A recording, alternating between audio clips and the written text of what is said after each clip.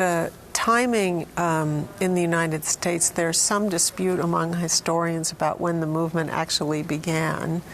Most people position it to 1848 convention that was called by Elizabeth Cady Stanton. And there she broached for the first time in public discourse the idea that women should have the vote. And it was just to remind us of how controversial it was. Her co-sponsor, Lucretia Mott, said that she feared this proposal would make us look ridiculous. And her husband, Henry Stanton, who was a New York State legislator, refused to come. Frederick Douglass, the famed orator and former escaped slave, did come, and he defended the plank. But it was a shock, and most newspapers that even covered the event did so with disdain and mockery. There are other historians that position the movement's beginning earlier, in the 1840s, when people like Lucy Stone and the Grimke sisters, you may have heard about from South Carolina, began to speak publicly about anti-slavery and suffrage, women's suffrage. And they were sometimes pelted with vegetables. The idea of women speaking, still so controversial. In any event, the women's movement in the United States really came out of abolitionism. It was this idea of oppression and rights, the whole idea of citizenship and what does it mean. In Britain, the movement really started earlier. In 1792, a writer, an English writer named Mary Wollstonecraft, I always have trouble saying that name, wrote a philosophical treatise called The Vindication of the Rights of Woman. And it was a take on the French Revolution. And this call for an ideological grounding of women's rights was picked up in the 1860s by John Stuart Mill, who petitioned the House of Commons. The petition was rejected. And at that point, in 1866, several women's suffrage organizations are formed. Not greatly known is that women in the United States some of them had voting rights before the federal amendment is ratified in 1920. As early as the 1890s, states like Colorado, where we are now, Wyoming was the first, many states in the West start to grant women the right to vote. It is said, perhaps with some satire, that these states are being settled and need to attract women to join. But so many states start adopting suffrage at the municipal level. Sometimes women are granted school suffrage to vote in school board elections. But the bulk of the country, the whole of the country, gets suffrage in 1920 when the 19th Amendment is ratified.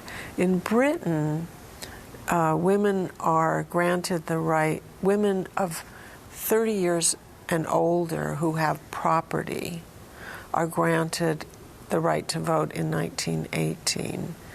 10 years later, in 1928, all women over 21 are granted the right to vote. There is a great correspondence and sharing of ideas across the pond.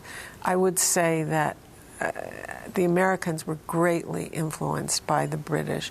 The British pioneered at the public spectacle and taking the fight to the streets. There were mass parades in Hyde Park, and the shocking sight of women standing on soapboxes, giving speeches to men without chaperone.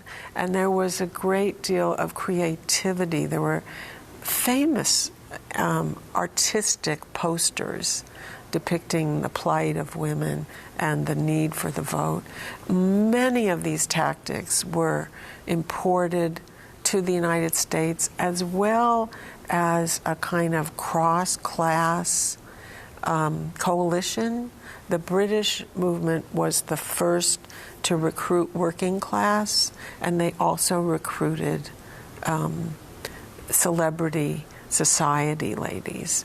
And the coalition gave them a vast constituency and also publicity. Very famously, Elizabeth Cady Stanton's daughter, whose name was Harriet Stanton Blatch, had lived in Britain for 20 years, and she returns to America at about the turn of the century, and she imports many of these tactics. She reaches out to trade unions, she forms working class suffrage groups, she reaches out to socialites, and they form elite suffrage groups. There's a feeling that this coalition will benefit all of them. Names you would know from their fathers or their husbands, like Belmont, Astor, Vanderbilt, Whitney.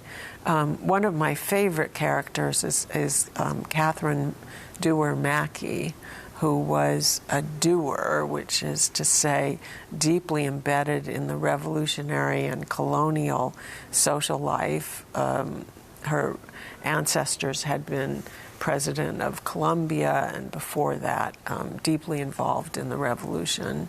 And she marries a cable magnate. And the two of them have sort of the celebrity lifestyle that we might envision today. They do grand parties.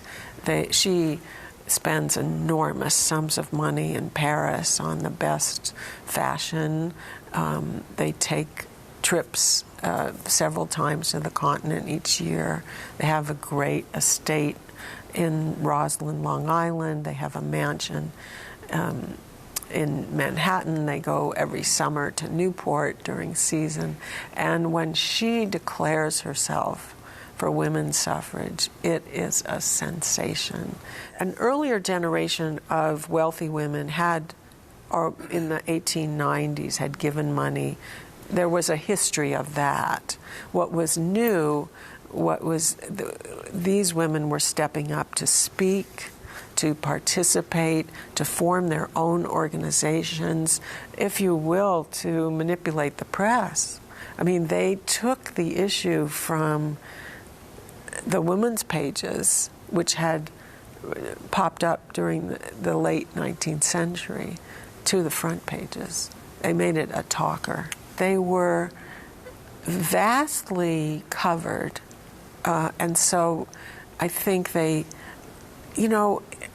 any movement for social change in this country, in my observation, builds. It doesn't just happen. And one of the reasons it takes time is that people are perhaps resistant to change and need to be conditioned. Something needs to seem normal and not radical. And I think the parades serve that function. They are under Harriet Stanton Blatch's leadership. They very carefully orchestrate women of different backgrounds and professions marching in contingents. So you have a contingent of teachers and another group of factory workers, and some others, lawyers, because women by this time have gone to university and so forth. And I think, though they took some abuse, and I would like to say there was a very small men's league for women's suffrage that took far greater abuse because they got the jiving from their fellow men. And those men are the ones who needed persuading, right? I mean, the people who were voting on state initiative after state initiative on whether to give women the right to vote were men. And so that was the audience. And so they practiced discipline in these parades. Everyone wore white with sashes identifying which group they were, and they were massive, and they made a statement. It is celebrated as an unusual period where each group was deeply aware of the other and conceded to them a role in the movement. Now, there was also great resentment among some working class toward the elite, because there was some feeling that they were just using the laboring classes, and they would drop them as soon as they got the vote, that their motives were to gain the power of their class that had been denied them because of their gender, and that once they achieved that power, once they got the vote, they would no longer care about working class issues. So there was tension, there's no question, but you see it in this progressive era across the board on not just this issue. You see it in environmentalism and all the reforms. The British, in 1905, a group of British suffragists led by Emmeline Pankhurst grew weary of petitioning the Parliament and petitioning the Prime Minister without effect, and they took up very consciously violence. They threw firebombs, they smashed windows, they assaulted members of Parliament, including Winston Churchill. And those tactics were much covered in the United States press, and suffrage activists here feared that those tactics would alienate the very voters they were trying to attract. So they shunned the violence, they shunned the label suffrage. Many of these groups now took up names like Equal Franchise Society because they thought the term suffrage was now weighted with the taint of violence. And it was, I suppose you could say, it was just a reading of public appetite. I went to 16 or 17 libraries and archives around the country looking for the footprints of American suffragists and diaries and letters and so forth. And I also did a database of their interests. I looked at the clubs they belonged to, the religions and political parties they were affiliated with, when they were born, the source of their money. I'm talking now about the elite women, the Gilded Suffragists, as I call them. And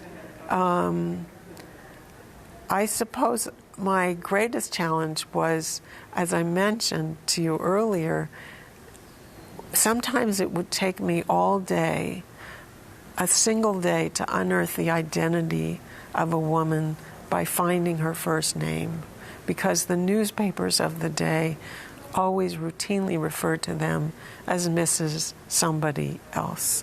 And at the end of the day, if I had learned through census records or birth records or passports, if I had learned the identity of a woman, I felt I had restored her in some way to the historic record. I think there's one thing that distinguishes the United States from Britain that's rather important, I think. Oh, there are many things, but the one that pertains to this conversation is the states here. We have a republic. We have a federalist system where the states have certain sovereign rights. And starting, with the Civil War and what came after, and the suffragists. And in the 20th century, you have the gay rights movement. Nowadays, you have the movement to legalize marijuana or to enact death with dignity statutes. All of these things tend to be started in the states. The states serve as incubators for social change.